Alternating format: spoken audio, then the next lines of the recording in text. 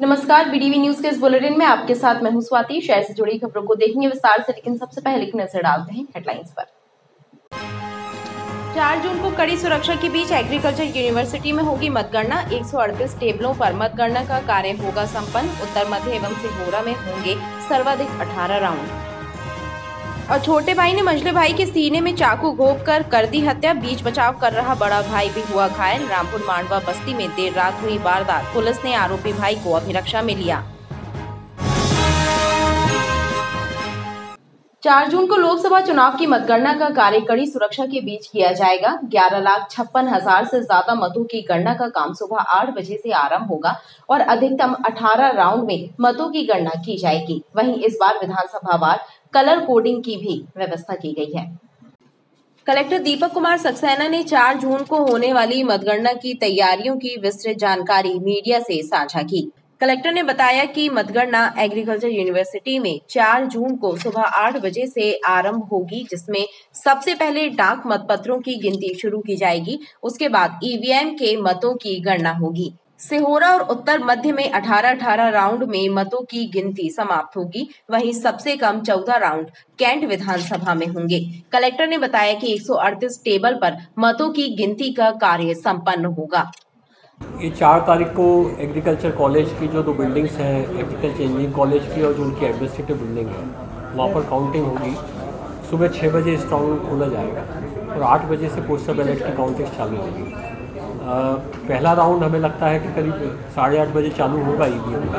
9:30 से 9:45 के आसपास पहले राउंड का जो है रिजल्ट जाएगा। पहले राउंड में टाइम लगता है, इसके बाद के राउंड जो है थोड़ा सा फास्ट हो जाते हैं। काउंटिंग से संबंधित जितनी तैयारियों की आवश्यकता है वो सारी तैयारियां ऑलरेडी हो चुकी हैं। 3 ऑब्जर्वर नॉमिनेट हो चुके हैं जो कि 1 तारीख को आ रहे हैं। भारत निर्वाचन आयोग के द्वारा मीटिंग ली जा चुकी है, उन्होंने पूरे रिव्यूज़ कर लिया है। मौके पे हमारी जितनी तैयारियां होती हैं इंफ्रा से संबंधित, वो सारी तैयारियां हो गई, सिक्योरिटी से संबंधित हो गई हैं। मीडिया के साथ हमारी बैठक ऑलरेडी हो गई। कैंडिडेट्स के साथ और उनके जो निर्वाचन अभिकर्ता हैं उनके साथ हमारी एक बैठक ऑलरेडी हो चुकी है। पास वगैरह की प्रक्रिया के बारे में उनको अवगत करा दिया है।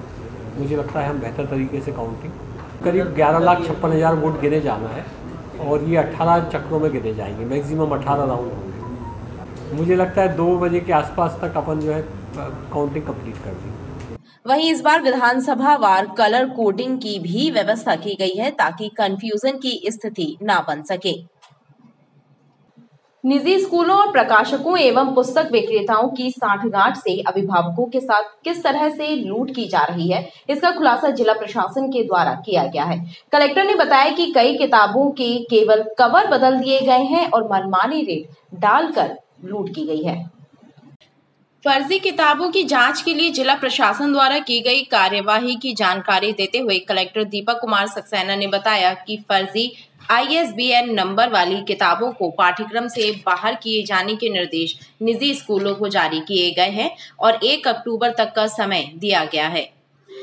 हमने निर्देश जारी किए हैं, मैंने अपने स्तर से निर्देश जारी किए हैं कि 1 अक्टूबर तक आप फाइनल कर दीजिए। जो आपकी फर्जी ISBN वाली किताबें हैं उनको बाहर कर दीजिए। उनकी जो कुछ नई किताबें जो आप लेके आ रहे हैं उन किताबों की लिस्ट हमको 1 अक्टूबर तक दे दीजिए। जिन किताबों को आप सिलेक्शन करेंगे उन किताबों का कंटेंट आप देखेंगे, उन किताबों की सर्वसुलभता आप देखेंगे और उन किताबों की कीमत आप देखेंगे। किताबों का सिलेक्शन हमने ये अपेक्षा की है कि आप एक विशेषज्ञ समिति से कराएंगे, उसमें प्राचार्य रहें, टीचर्स रहें, उसमें शिक्षा विभाग के रिटायर्ड अधिकारियों को आप रख सकते हैं। यदि आपको लगता है तो कुछ अच्छे छात्रों को और पेरेंट्स को आप उसमें रख सकते हैं और उसके आधार पर बाकायदा एक प्रोसीडिंग तैयार करके कि किन खूबी के आधार पर आपने इस किताब को सिलेक्ट किया है, वैसे करके पाठ्यक्रम में किन किताबों का आप समावेश कर रहे हैं उसको करें। ये जानकारी हमने अपेक्षा की है हमको 1 अक्टूबर तक मिल जाए। मुझे लगता है इसमें बहुत जल्दी राज्य शासन स्तर से भी निर्देश जारी होंगे और एक तारीख डिसाइड होगी जिसमें पाठ्यक्रम में परिवर्तन के बाद जो किताबों की जानकारी है वो एक निश्चित समय सीमा में प्रस्तुत की जाए। कलेक्टर के अनुसार जांच में कई अहम खुलासे हुए हैं जिसके आधार पर कार्यवाही की जा रही है।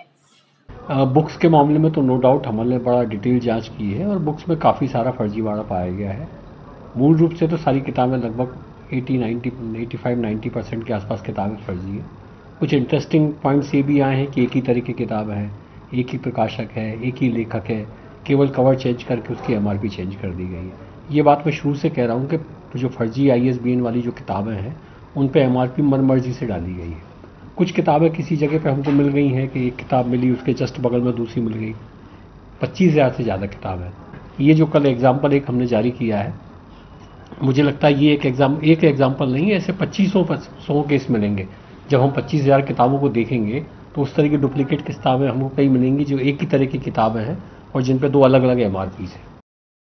चिलचिलाती धूप में राहगीरों को चौराहों पर ट्रैफिक सिग्नल तोड़कर आगे न बढ़ना पड़े, इसके लिए नगर निगम द्वारा चौराहों पर छाया का इंतजाम किया जा रहा है। शुरुआत में मुख्य 11 चौराहों पर ग्रीन नेट लगाकर छाया की जा रही है। नौतपा जारी है, आसमान से आग बरस रही है। ऐसे में चौराहों पर रेड लाइट होने पर राहगीरों का रुकना मुश्किल हो रहा है। लोगों को गर्मी से राहत मिले और यातायात के नियम भी ना टूटें, इसके लिए नगर निगम द्वारा चौराहे चौराहे ग्रीन नेट लगाकर छाया की जा रही है। शुरुआती दौर में शहर के 11 प्रमुख चौराहों पर छाया की व्यवस्था की जा रही है। राहगीरों ने भी इसे राहत भरा कदम बताया है।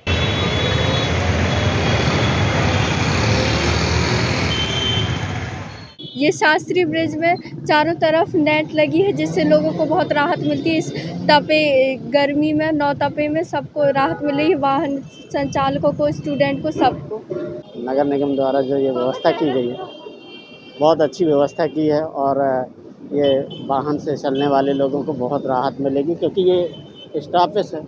इस कारण से यहाँ पर जो व्यवस्था की है बहुत अच्छी है और ये बहुत अच्छी पहल है, ऐसा करना चाहिए। नगर निगम के बिजली विभाग द्वारा यह कार्य कराया जा रहा है। अधिकारियों का कहना है कि यदि योजना कामयाब रही तो शहर के सारे चौराहों पर जहां ट्रैफिक सिग्नल लगे हैं वहां यह व्यवस्था कराई जाएगी।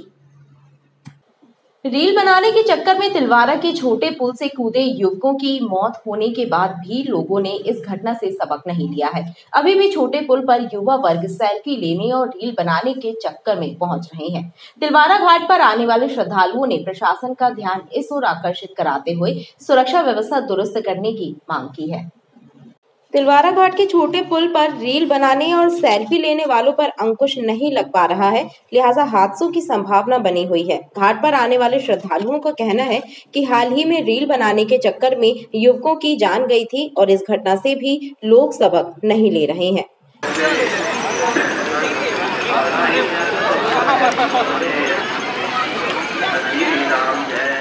ये जो नए नए लड़के हैं, आज की जो जनरेशन है, ये सेल्फी के चक्कर में अपने माँ बाप की भी चिंता छोड़ देते हैं और ऐसे में हृदय विदारक घटनाएं होती हैं। कभी डूब के मर जाते हैं, अचानक गिर जाते हैं, इसमें हादसे होते हैं और माँ बाप जो है फिर रोते रहते हैं, बिलखते रहते हैं, परिवार रोता रहता है। इनको बिल्कुल भी चिंता नहीं रहती कि हम अपने माँ बाप को छोड़ के अपने घर से यहाँ पे आए हुए हैं, दर्शन करने के लिए आए हैं, लेकिन यहाँ पे सिर्फ मस्ती करते हैं और कोई मतलब नहीं यहाँ पे नहीं। ये तो टोटल बंद नहीं, यहाँ बैरिकेड लग जाना चाहिए, टोटल बंद होना चाहिए। टोटल प्रशासन को तत्काल प्रभाव से बंद करना चाहिए, क्योंकि बहुत से हादसे यहाँ पे हो चुके हैं, बहुत से लड़कियाँ मर चुके हैं गिर के, बहाव में बह के। देखा यहाँ पर जो पुल बना हुआ है, पुराना पुल है, पर यहाँ लोग सेल्फी भी ले रहे हैं और वहाँ से कूद के नहा भी रहे हैं। ऐसे में कई बार किसी प्रकार की जनहानि होने की संभावना बन जाती है। पुलिस प्रशासन इस पर बिल्कुल भी ध्यान नहीं दे रहा है, ना शासन इस पर ध्यान देता है। घाट पर भी कई जगह गंदगियां हैं, पर उस पर भी लोग ध्यान नहीं दे रहे हैं। क्या होना चाहिए इसके लिए? इसके लिए सरकार को विशेष रूप से ध्यान देना चाहिए। यहाँ पर रेलिंग लगाना चाहिए अनिवार्य रूप से, और लोगों का आना जाना बिल्कुल प्रतिबंधित करना चाहिए। यहाँ पर श्रद्धालुओं ने सुरक्षा के इंतजाम करने पर भी जोर दिया है। गर्मी के मौसम में ठेलों पर बिकने वाले बर्फ के गोलों में अमानक स्तर की बर्फ का उपयोग होने की शिकायत पर खाद्य एवं औषधि प्रशासन विभाग द्वारा जांच की जा रही है। इसी कड़ी में खाद्य विभाग के अमले ने गोल बाजार शहीद स्मारक परिसर में लगे स्टॉलों की जांच कर बर्फ के सैंपलों को लैब भेजा है। खाद्य अधिकारी पंकज श्रीवास्तव ने बताया कि बार बार शिकायतें मिल रही थीं कि गंदगी में बनाई गई बर्फ का इस्तेमाल खाने पीने की सामग्रियों में किया जा रहा है, लिहाजा जांच का अभियान शुरू किया गया है एवं इसके तहत बर्फ के गोले, लस्सी की जांच की।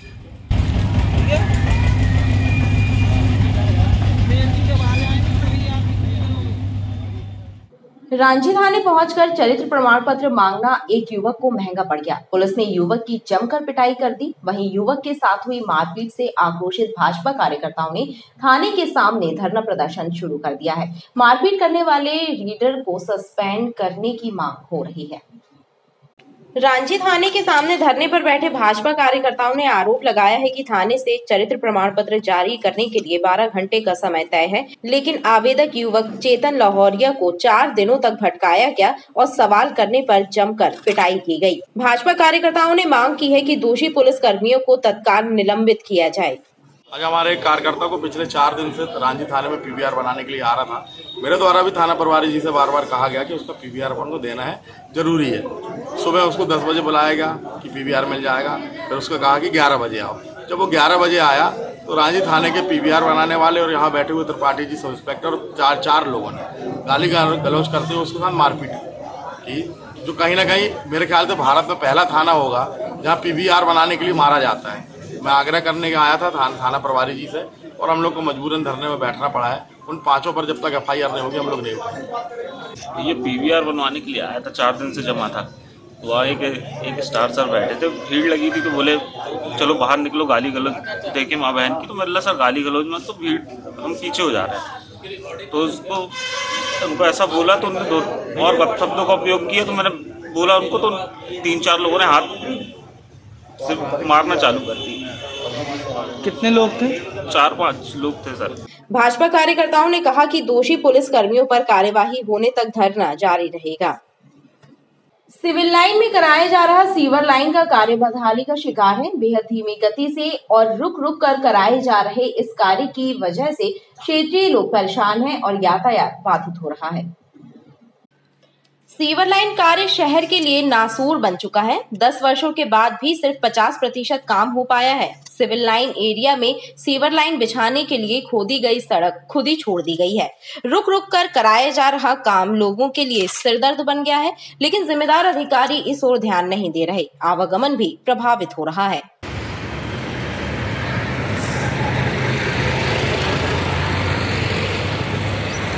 पूरा रोड खोद के अलग कर दिए, जिससे यातायात बाधित हो रहा है। ये कार्रवाई में तत्काल एक्शन लिया जाए और उसको ढका जाए और यातायात व्यवस्था सुनिश्चित की जाए। सीवर लाइन का काम देख रहे अधिकारी यह बताने के लिए भी तैयार नहीं है कि काम कब तक पूरा होगा। गोरखपुर थाना क्षेत्र की मांडवा बस्ती में देर रात छोटे भाई ने मंझले भाई के सीने में चाकू घोंप कर उसकी हत्या कर दी। भाइयों के बीच बचाव में बड़ा भाई भी घायल हुआ है। पुलिस ने मृतक के शव का पोस्टमार्टम कराया है और आरोपी भाई को पुलिस अभिरक्षा में लेकर पूछताछ शुरू कर दी है। पुलिस घटना की जांच कर रही है।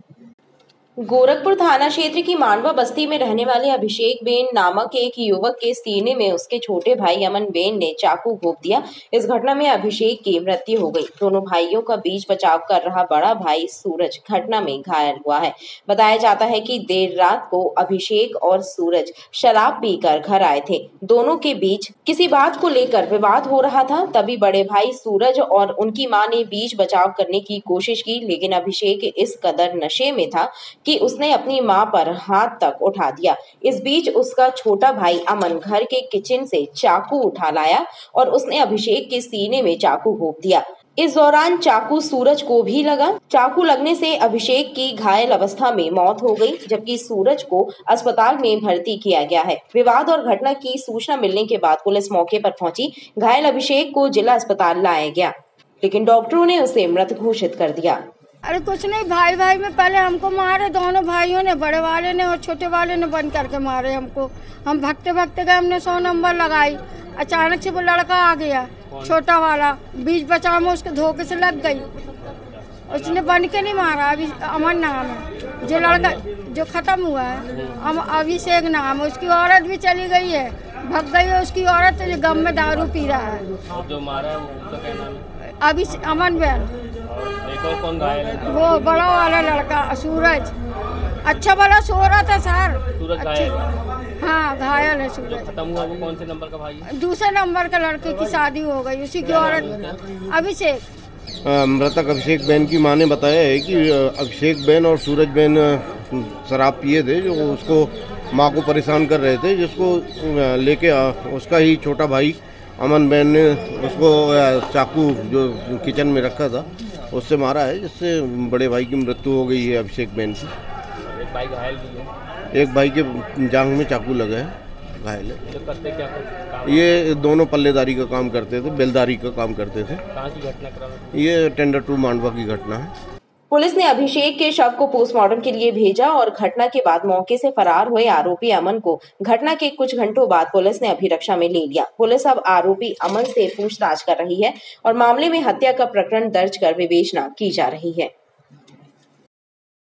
बरगी क्षेत्र में मैकल रिसोर्ट के पास नहर में एक क्रेटा कार अनियंत्रित होकर गिर गई। गनीमत ये रही कि कार चालक कार से समय रहते निकल गया, लेकिन कार में सवार पालतू श्वान की पानी में डूबने से मौत हो गई।